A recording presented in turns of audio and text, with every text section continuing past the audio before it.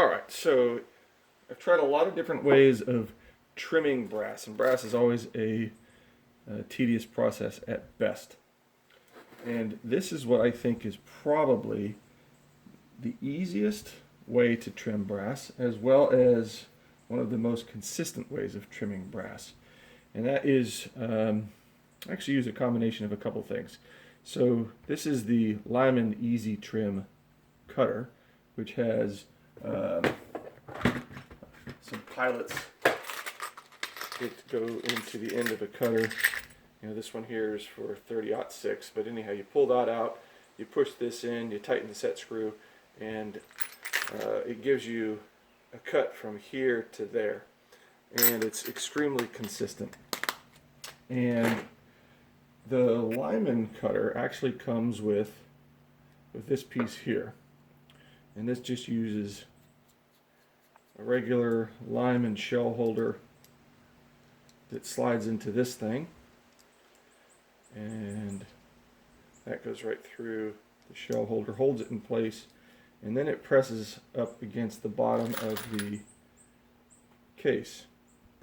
I don't like this as much as the Lee version though.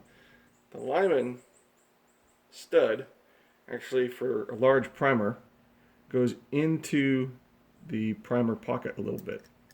And it can be consistent, but it always depends on kind of how hard you tighten it, how far it goes up in the primer pocket. So what I found is better is the Lee system.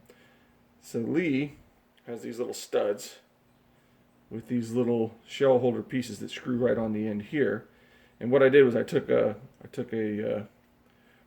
just a wooden ball, and this is actually a stud holder that came with some drill bits or screws that I got. So I just took that, drilled a hole, and put some epoxy in there, squeezed that down to hold this metal piece into the wooden ball. And then I did the same thing with this Lee piece, and that I have another one of those. That's just basically, here's another one. This is the one I keep in the drill, but basically here's the Lee stud and shell holder, and I just epoxied those two things together and then set that inside this wooden ball. It actually works out really, really well, and it makes it really handy and easy to use. And what I like about the Lee one better is you'll notice that the hole is a lot bigger, and what this does is it supports a whole lot more of the bottom of the case. So the way that this works is this little hole on this pilot goes through the flash hole, and it bottoms out when it hits this piece of metal. And when you put these two together, you tighten this down like so,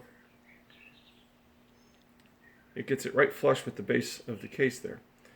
And so then I'll show you how this works. So I do that, tighten it down, give it a couple quick spins, and it's just right on the money every time. And it's just as easy as it gets. It's very fast.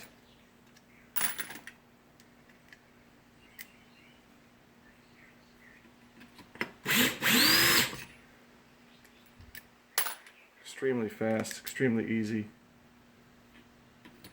Of course, this brass has all been resized because this pilot, these are caliber specific, so that's 6.5. This is all 6.5 Creedmoor.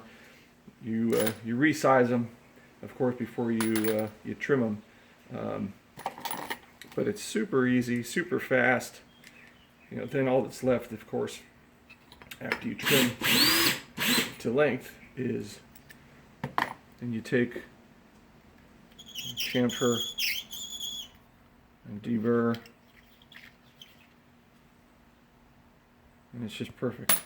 And it's easy and it's fast, and it makes kind of a kind of what is a tedious process. You know, almost entertaining.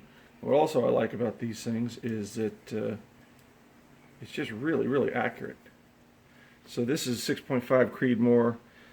Trim to length is supposed to be 1.910, and there it is right on the money, 1.910.